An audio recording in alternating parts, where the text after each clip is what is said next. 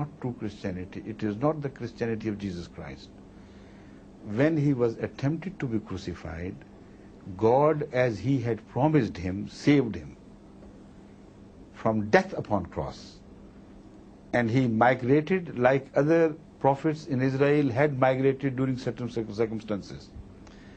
And migrated as he had promised to the 10 lost tribes of Israel. And we were one of those. So while passing through us, he delivered his message, and this message had no element whatsoever of Trinity. It was a pure message of loyalty to one supreme being and worship to him and him alone. So we accepted him. Now, it was this Jesus who had prepared us for accepting Islam. Because previously we had different superstitious religions which, if we had stuck to them, we might not have accepted Islam. But it was Jesus, watching him from close quarters, being impressed by his holiness, etc. This is why we are so deeply obliged to Jesus. So when Islam came, we accepted Islam, there was no problem. So we have decided to continue to attribute us or to relate us to Jesus Christ.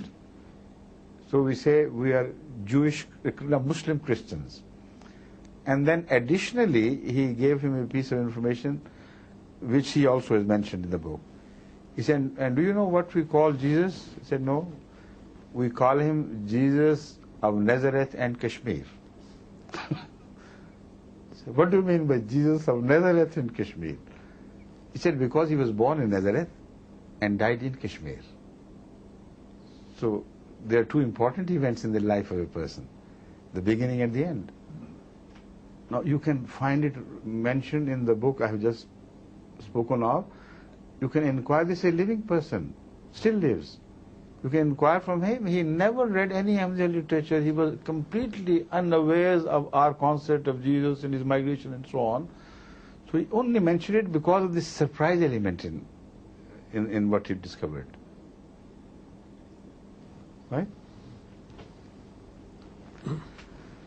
Now already I think yes, we have it's interesting. This discussion is so interesting, you know.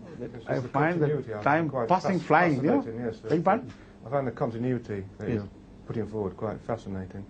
If you consider that the formation, the original teaching of Jesus, as I've read it in history, and then you get the separation to the various sects, and then 400 years later coming together, the fusion, and the doctrines that got accepted, the doctrines that got thrown around. But it is interesting that obviously at the time, when he delivered his original message, it passed out in this continuity, and it's come out with you, and to quite an interesting set of conclusions and viewpoints, which I find quite novel. Yes, because there is more to it than what I have said. Oh, sure.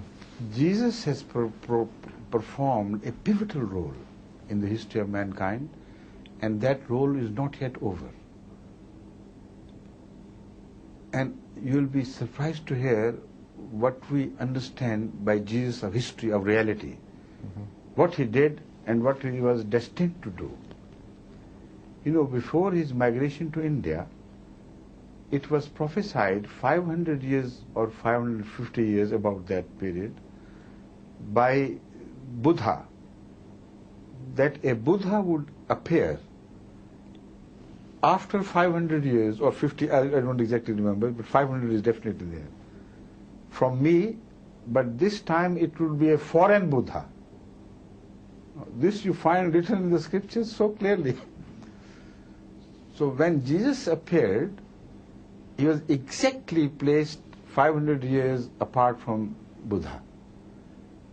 So when he migrated to India and Kashmir, we find a historical evidence in the annals of the Indian people of that period.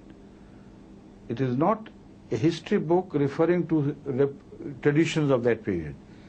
It was an annal kept in writing by those people. India was very advanced in those ages because writing had already become well practiced at that time. So they kept their records, and their records are still to be seen in Indian temples here. Hindu temples, if you go to them, I have found one like this. Now the interesting thing is, it said, the annals of about Raja Shalmahan, a king, contemporary Indian king of Kashmir, Indian king of Kashmir contemporary to Jesus Christ. Once he was out on a hunting expedition when he observed a few foreign people led by a person who appeared to be so holy, walking into the valley of Kashmir. He approached him and inquired from him who that person was. And the answer was, he was a prophet of God who was so ill-treated by his people that he was about to give up life. He was about to be killed when God has promised, saved him from death at their hands and made me to migrate to your country. The next question recorded is, it doesn't mention of 12 tribes. I mean, this is exactly what I'm quoting of the annals report. Next question raised was, what is the name of your religion? He says, love. And what is your name? Mashihu. Masiha, Messiah, Masihu is exactly the same thing. Even in in some Yugoslavia, in Albanian language and in Macedonian language, he is referred to as Masihu. So there is a natural slight change in pronunciation which is quite common in man. So his name was Masihu. So imagine all these things happening together. Jesus disappears there, reappears in Kashmir. Kashmir is awaiting him, in fact, because it had become Buddhist by that time. I mean, in large majority it had become Buddhist.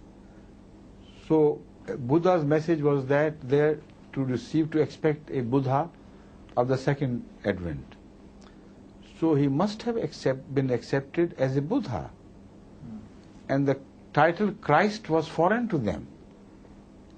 So what we heard about Jesus Christ in exile in Kashmir was just a Buddha. But also we find the word Christ mentioned among the the records on the stone tablets of Tibet. I sent an MD scholar from America there to bring the photocopies of all these things back, but the Christian scholars also mentioned this fact, that Jesus' name, who traveled far and wide in Kashmir and the countries around, is definitely found in the historic archaeological evidence of that area. So he must have got completely confused with Buddha and identified so perfectly that gradually his title Christ was left out. Like for instance, Hadhrat Masih Maud, the founder of the Ahmadiyya community, is always referred to us by Hadhrat Masih Maud, the promised Messiah. So this title is becoming more and more dominant. And the title of Imam Mahdi is used but seldom.